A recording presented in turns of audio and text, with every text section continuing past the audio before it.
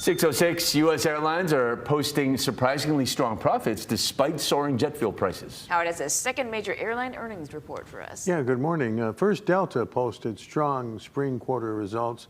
Now United, its spring profit was $805 million, down 17% from last year. But that's actually pretty good, considering that the Gulf War sent jet fuel prices up 84%. United is one of the biggest suppliers of airlift to Hawaii, with substantial capacity here from San Francisco, Denver, and Chicago O'Hare. Congress yesterday displayed a shift in support for Israel, set off by Israel's role in persuading President Trump to launch the war with Iran.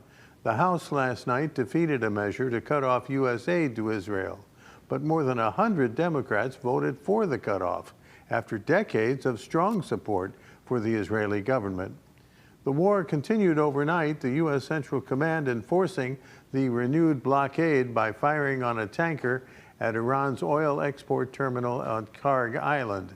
Airstrikes hit Iranian command centers, air defense sites, and surveillance facilities, including some in the port city of Bandar Abbas.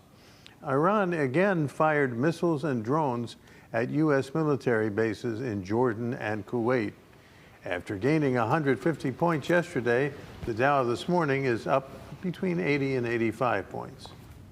All right, thanks, Howard. 6:07 now.